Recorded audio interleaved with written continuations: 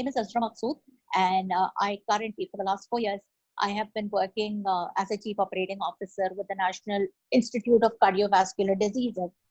And so I'm basically responsible for looking after all non-clinical activities, meaning obviously I don't go and look at the patients, but indirectly whatever happens to the patients and the welfare of the patient is indirectly routed through the team of professionals that we have who are health professionals, but not necessarily doctors and nurses. Like, for example, we've got a very, very strong supply chain department, we've got finance, we've got HR. These are all departments which directly or indirectly work with doctors, nurses, paramedics and all to make sure that their work of caring for patient goes undisturbed. From a medical point of view, although I'm not a doctor, but since I've been involved, I know that we, at least because I work at a cardiac care facility, we do not have, we cannot say that we will not take a patient who is a COVID suspect. So any patient who comes in, there is what we call a triage. That is where we try a patient out to see if that patient has a cardiac ailment or not. So if at all we have a patient who has a cardiac ailment and is also a COVID suspect, there is no way we can turn the patient down. Yes, if there is a patient who has no cardiac ailment symptoms, but is only purely COVID, we are not allowed to keep that patient because we don't have the facilities or we don't have the expertise to look at patients. Let's say someone comes in with a kidney failure and is a COVID expert. That patient is referred to SIUT, or that patient is referred to the kidney center or to Jinnah. But we as National Institute of Cardiovascular Diseases cannot take a patient who is there primarily with COVID plus some other disease except for heart. Having said that, however, let us say we have a patient like that, and our primary responsibility is to treat that patient's cardiac ailment first. We know, although we are a public sector hospital, we cater to more than almost 2 million patients. In the last year, that's what we did because we're free. I know we still run short of personal protective equipment, the PPEs that everyone's been talking about. Right. And although there's been such a big tranche coming in on a daily basis from China, I know we are still running as a public sector hospital. I can at least say for NICVD, and I can talk about the other hospitals in the vicinity or in Karachi. We are very, very short of those supplies. So every time a patient comes in, everybody's very scared that this might be a COVID suspect.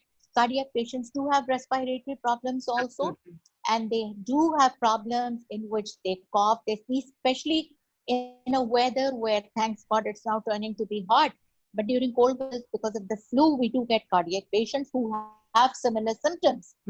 And before anybody touches the patient, our ER, which is primarily the intake of patient, they're really, really scared of touching those patients. For now, the scare is to a level that our OPDs are shut. We are not doing any more OPDs. Majority patients who are admitted, daily a doctor will take rounds of the wards, and we have almost 650 admitted patients. Right now, as I speak to you today, majority patients have been discharged, and we have roughly 150 patients in the hospital as of today.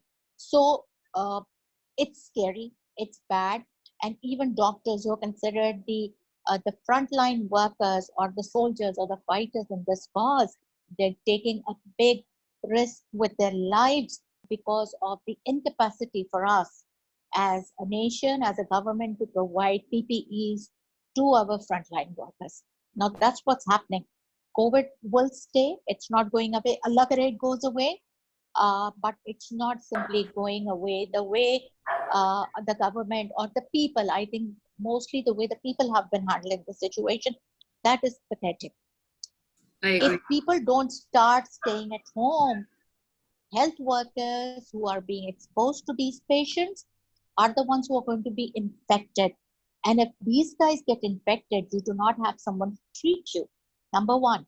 Number two, if situation gets worse, everyone is in dire need of ventilators because that's the only way to support your respiratory systems. And in Pakistan, unfortunately, we only have 2,200 ventilators overall. I know there's been a lot of technological improvements going on. We've had news of China sending us ventilators thanks to China. We also have some young biomedical engineers experimenting and creating those splinters, because of which you can probably put 4 patients to a single vent. I'm not a doctor, so all I'm claiming may not have a lot of authenticity, but this is what I keep hearing with my medical faculty. I keep hearing on the TV.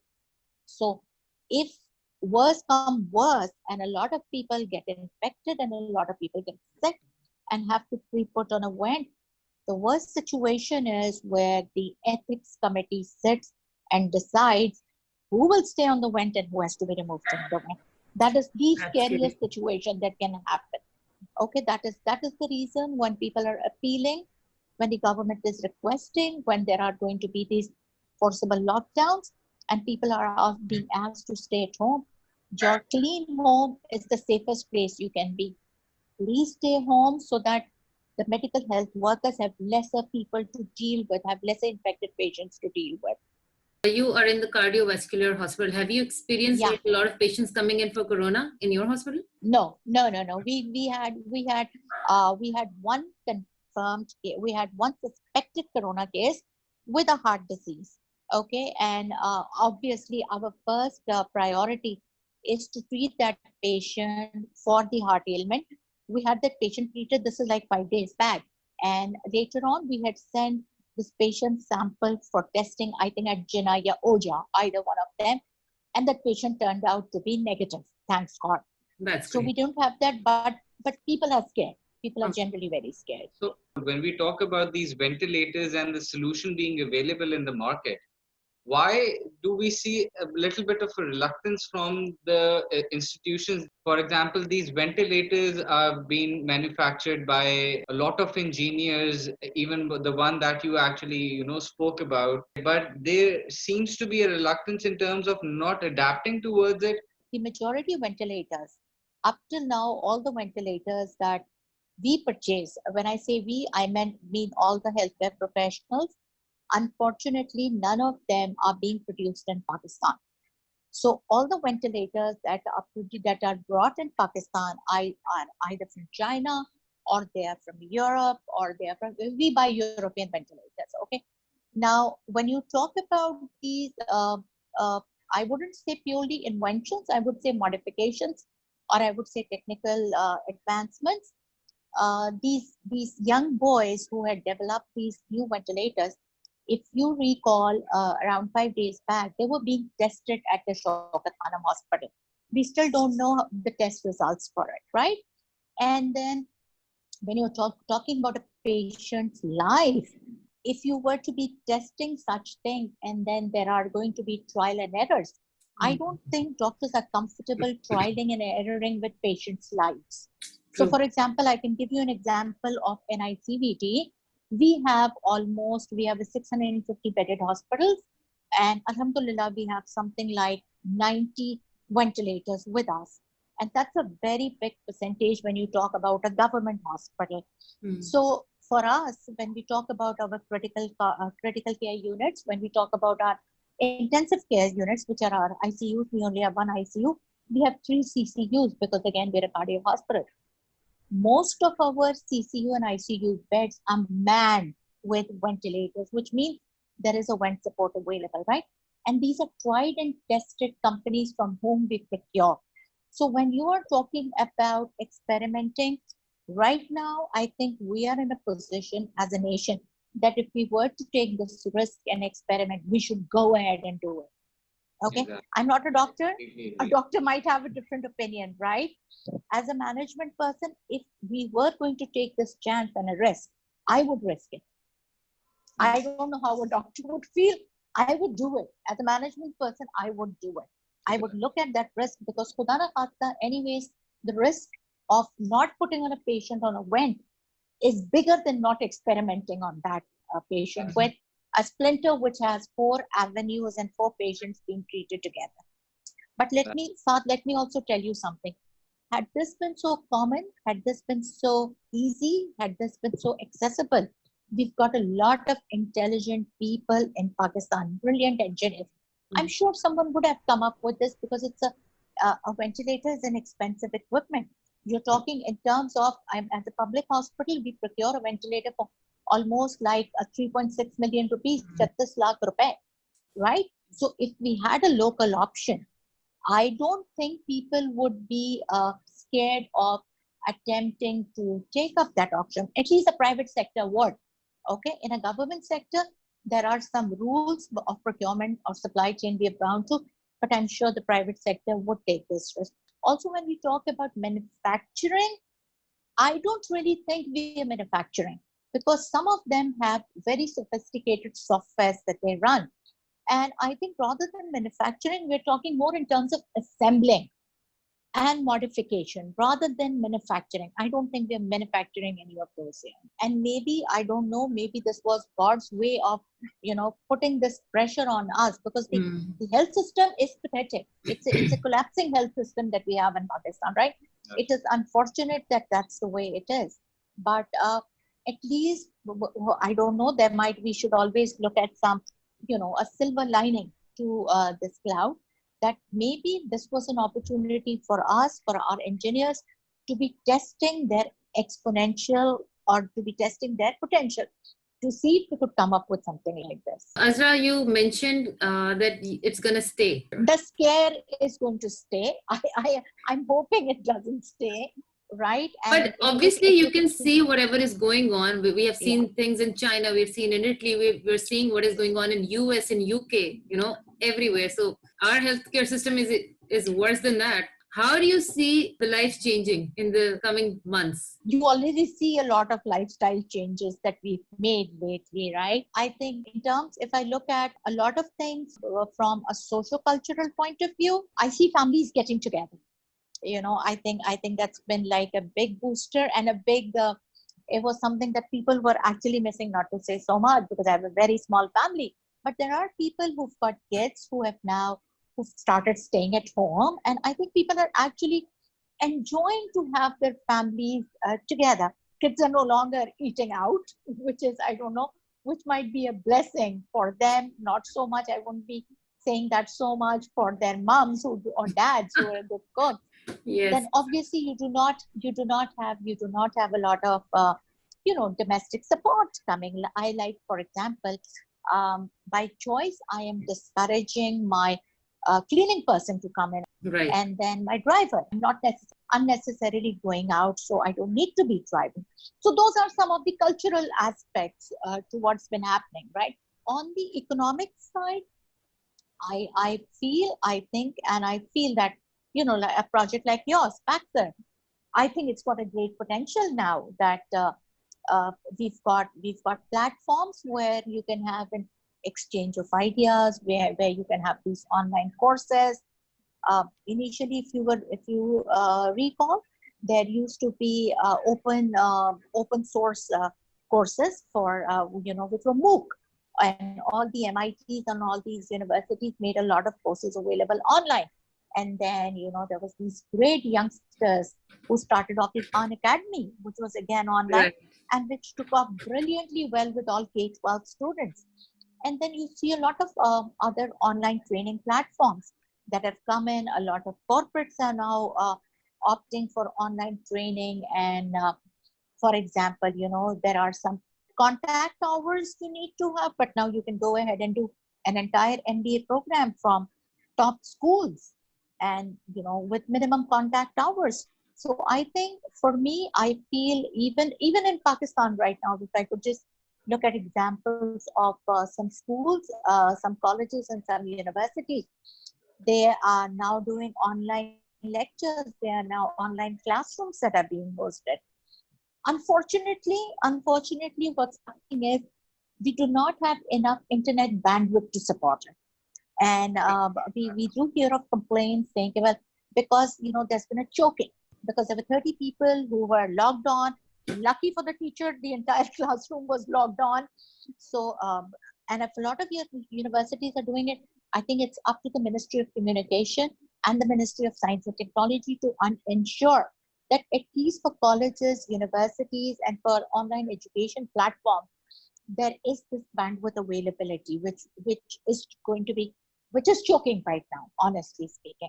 So I think there's a lot of potential for online education. I think everything is going to be digitized, and because of that, Zoom is being bombed, by the way. Yes, absolutely. There's been a lot of news of Zoom being bombed. True. So I see all of these commercial activities, and I just don't see them. I read on them. Just read up what's happened in China after all of this happened, after the Wuhan incident, and obviously after China now opening up. Right. Chinese markets have now, in the last 3 months or so, adapted perfectly well, even to consumer goods through e-commerce. And I was just reading their statistics.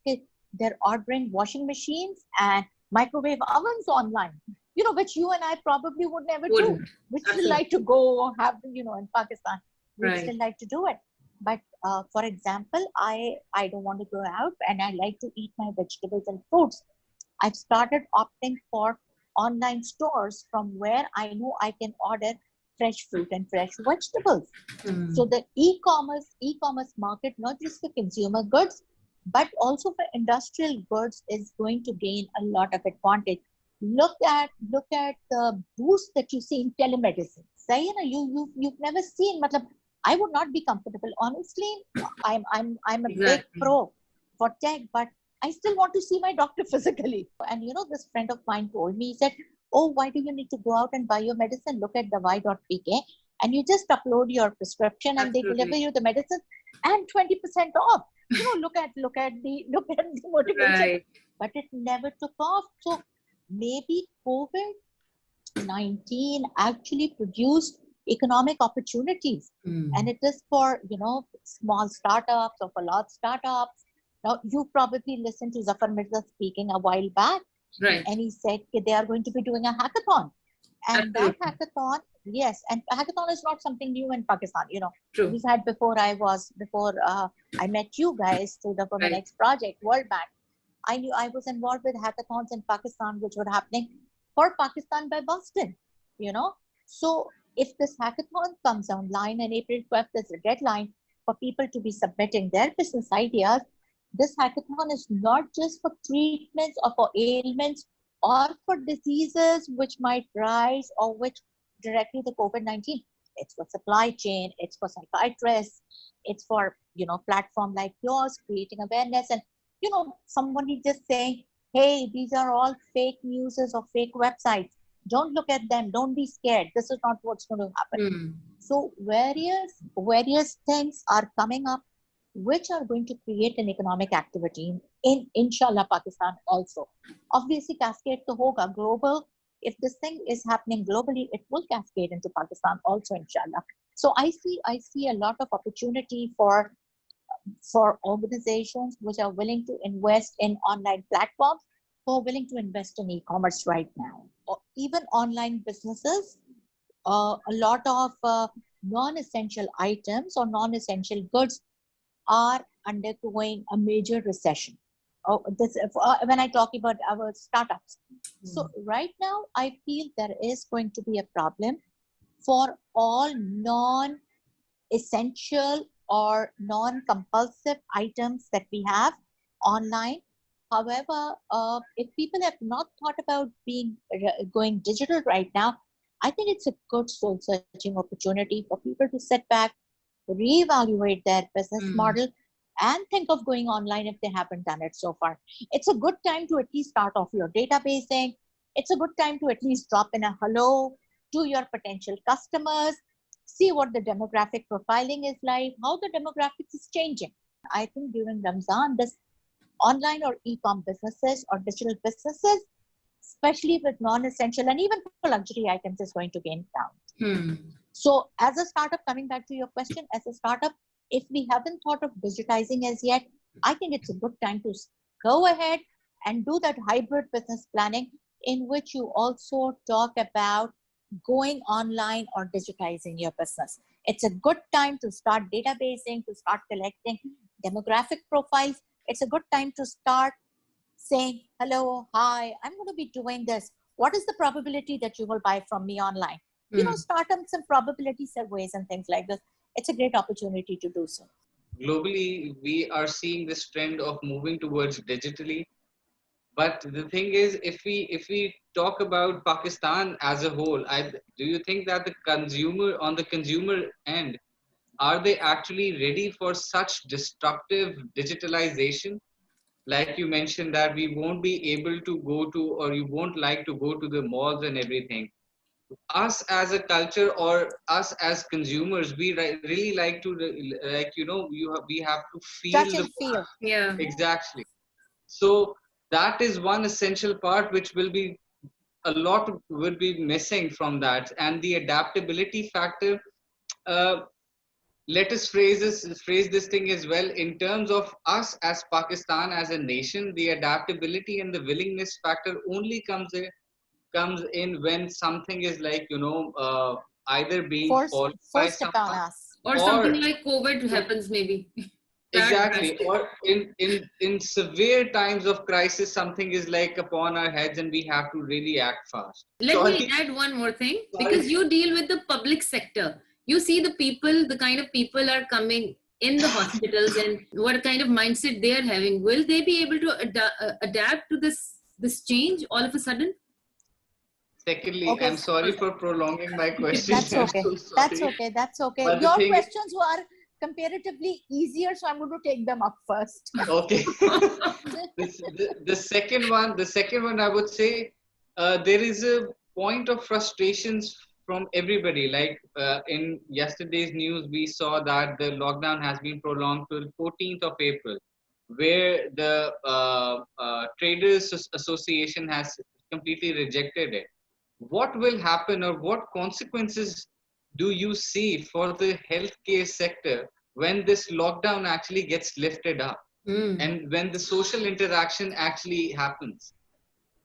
Okay, let me just start coming to your questions. The one that you talked about, adaptability.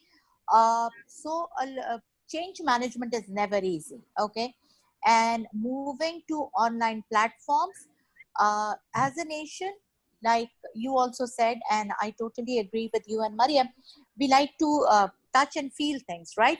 I will never think of buying shoes online. I always want to try my shoes. But having said that, I am 50 years old. A teenager will not do that for Eid. Okay, you will not do that for your kids, right? I might do it, but no one else. But a lot of other people will not do it, right? Let me give you another small example. Not just I got used to online shopping, not by choice. I got used to it because I work 6 days a week. Saturday is a working day. And in the healthcare sector, we don't have any timings. We have a time in which our payroll is fixed, of course, right? You work 9 hours a day and you get paid for it. But I'm on call 24/7. My phones are on. Anyone can call anytime. There might be an emergency. I might have to go to the hospital for any situation, to open the store, battery chori, whatever, right? So for me, online shopping, again, is not by choice. It's only because I don't have the time to go out anymore. Our nation, it'll still take them 100 years, hopefully, I'm hoping it'll take them 100 years to actually go onto e-com and online platforms. Because one, please, you also need to understand, going to the bazaar is something social and cultural. You don't go alone. Yes. You like to go with friends, you like to go with family, you like to take your kids along. It's never you or your driver. It's never you in the bus, right? Also, you like to go gossip. Okay, you like to talk to shopkeepers, you like to bargain, you like to argue. It's all a part of your nature, because by nature we are a friendly community. And then I know a lot of people who will just like go to the market and not buy anything. They just like to be in the malls. They just love going to Dolmen Mall. Because the malls is a very new phenomenon in Pakistan, right? For us, that is where we spend a Sunday. We take our kids there and we spend most of the time there, right? So we're not in there for shopping. So that is one thing. So I feel the adaptability will only come if we do not have a choice. Out of choice, majority of a demographic or socioeconomic population wants to step out of the house. Look at women who are in the house all the time, who don't work. For them, it is again a big leaving the house, going out, socializing, spending their husband's money or the spouse's money. I don't mean to sound rude, but that is, if you do behavior research, that is what you will come up with. Those are the type of realities that will happen.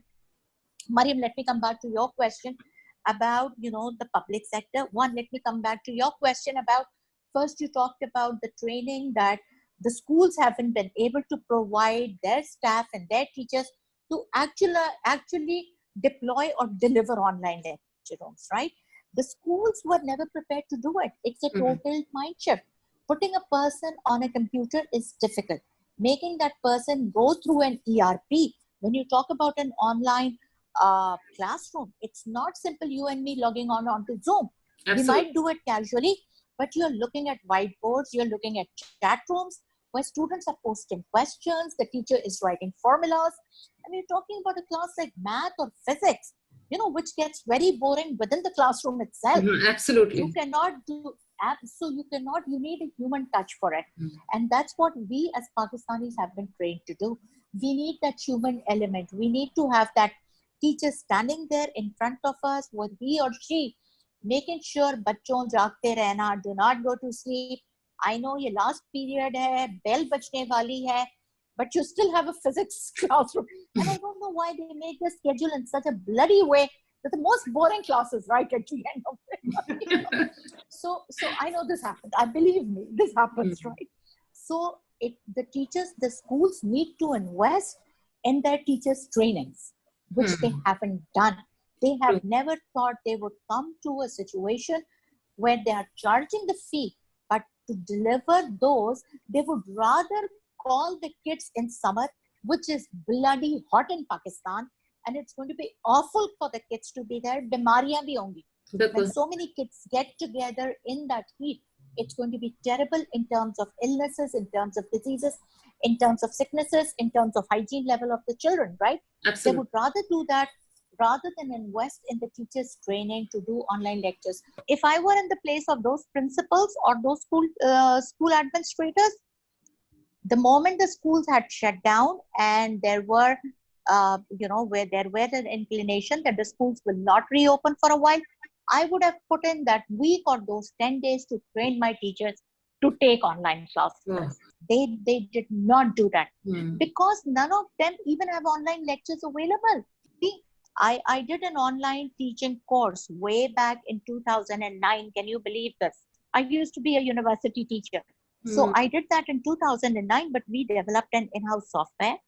And we did that because we also had students in Dubai. And sometimes the regular teacher was not good enough or was not available. So what we did was we developed those facilities locally in Pakistan. We had a great software team.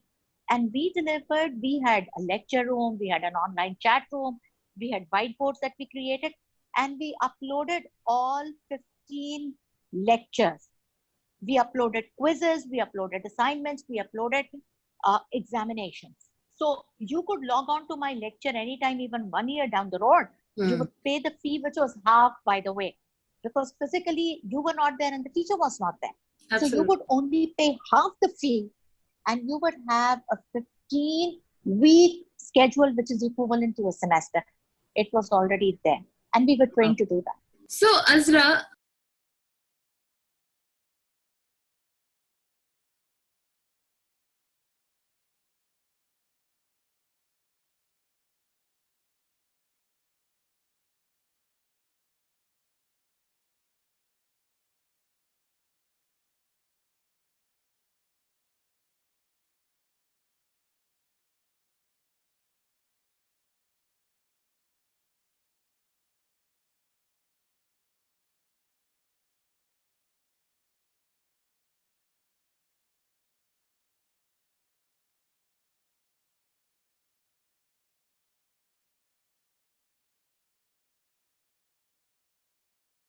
we haven't witnessed anything like this, but we want to bring something positive out of the conversations, maybe some new ideas generated by these conversations, because everybody needs hope right now. So honestly, on the realistic side first, Mariam, before I talk about more positives and optimism, I'm a very positive person. But in all honesty, for maybe for, for the middle income and the elites or the upper income families, it's easy for us when we say stay home. One, we're educated, we're a little aware, we do understand the challenges, and we still have a small bank balance on which we can probably survive for a couple of months. Right. When I went out, I by choice, I went out today to do a few things on my own. Obviously, having my sanitizer, and I had my gloves on, I had my mask on, and my driver was wearing a mask. And I went to a store, and there were like 5 people lined outside. And I told my driver, "Andar dukaan wale ko bula ke lao." And these guys understood what I wanted to say. Before the dukaan wala could come out, and I could tell him कि इन लोगों को इतने amount का ration दे दो, those 5 people had turned into 15. Okay, and they came very close to my car, and my driver then yelled at me. He said, "Baji, मैं आपको मना करता हूँ ना, इन लोगों को आप कुछ मत दे, या अपनी गाड़ी का शीशा तोड़ देंगे."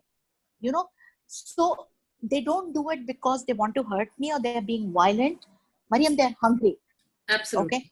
There are people, last week I went to work for just a couple of days, and I have some underlying conditions because of work. I'm working out of home, but I do go to the hospital on and off.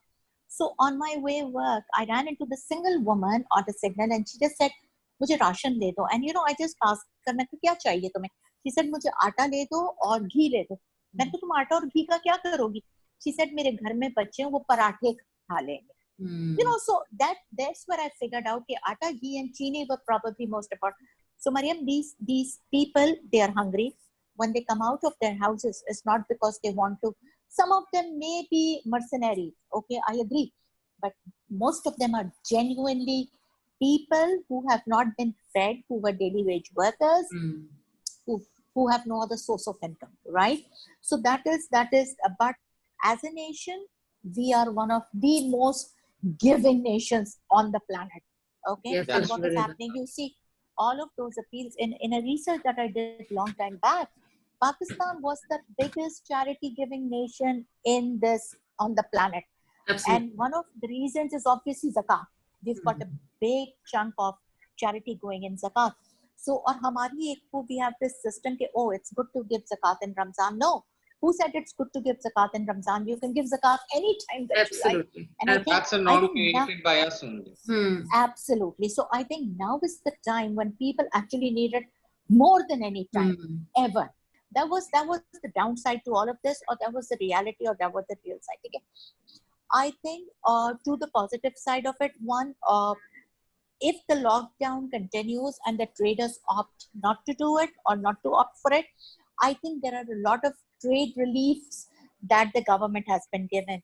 The interest rates have gone down. There are some relief packages that the government or that the Minister for your coordination, Asad Umar, has been talking to businessmen and traders. I think that is going to take a while, and that will sink in, and traders may have some other avenues, because you see, the picking of the grains in the villages have started also.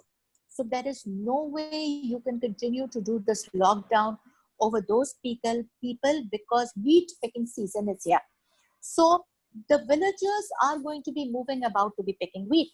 Then there's got to be a whole supply chain that will go, wo wheat pick hoke factories tak aani hai, ya the farmers will sell it to the market. So that supply chain isn't going to stop right now. Similarly, you have a season, your mango season is going to be coming up very soon. Pakistan's favorite season, by the way. Absolutely. Logon ko autumn itna pasand nahi hai jitna aam ka season pasand hai. So that is going to be coming up, and there is no way you will not be employing or deploying your resources to be doing that. So the traders, I think, will have to wait and watch, because the government is coming up with relief packages for traders. And that's the first thing that they have done, obviously, is that the lockdown timings are going to be a little flexible. That's what Asad Omar has been hinting, that they will talk about flexibility in those lockdown timings, because I still see people rushing up to medical stores. I still see people rushing up to fruits, groceries, and to milk stores, because there are children in the house. People make tea and they have to have those things, right? So I still see that happening. in terms of, I think the COVID has brought in some very good things, which I think we should maintain. And that is living as a family. Those values and norms, culturally speaking, where, we were no longer there. Bache school mein, and I'm not saying that because there's something wrong with that or there's something bad. It's because kids had a very, very hectic school schedule. Then they had tuitions. Then they had their friends, their own social things. If they were not studying, they were either Skyping with their teachers on lectures. And I'm talking typically about O levels and A levels exams type kids here. I'm talking about a very small community, but when you look at a population of 230 million people, that small percentage is still large. So now all those O's and A levels are very happy because they are going to be graded on predictive. So they don't have to study anymore, right? So there's more time that they would be spending with their families now, so which is nice. People had gotten into habits of reading. The Audible has made audiobooks available online, free of cost. So those are the type of things. Secondly, I think out of these things, what things are coming, what we as a nation, or maybe we as a world, have very small memory spans. Pandemic आएगा, तबाहियां लाएगा, अल्लाह ना करे, खुदा ना करे, जो death toll आपका बढ़ता चला जा रहा है, you're reaching a million figure globally, right? We will forget. That is the way Allah has created human beings. या इंसानों को इस तरह create किया है कि हम ये चीज भूल के move on कर जाते हैं. But there are lessons to be learned. Technologically advanced है. Spanish flu वाली situation नहीं है. Spanish flu, by the way, it is estimated took away between 50 to 100 million lives. Because obviously in those days there was no medical record system. So we can't be for sure, but there were 50 million minimum and 100 million maximum. And there were lesser technological advancement in terms of medicines and all, right? So I am hoping out of this, what is going to happen is we are going to have a better healthcare system in Pakistan, at least in Inshallah, Pakistan. at least Not that just happens. in Pakistan, inshallah, globally also. Yeah, keep exactly. seeing, I keep watching the New York governor every day because my daughter lives in New York, who refuses to wear a mask, right? So I watch New York very closely because my daughter lives there. But I think globally, the entire health system, so globally, everyone invested or spent more, or the budget was going more towards defense. I am sure after this pandemic, a lot of countries, a lot of nations, a lot of people personally would think of investing in healthcare and health systems. People, Brazil and US are all putting up field hospitals. I hope आइंदा कभी ऐसा मौका नहीं है where we would have to put up field hospitals, and we would have to use storage structures as mortgages, as as morgues. I'm so sorry to hear that. It hurts me. So I think one good thing that will definitely come out is we will invest more in medical education, in med schools, and in med facilities and healthcare in Pakistan. I'm hoping to achieve that. Inshallah.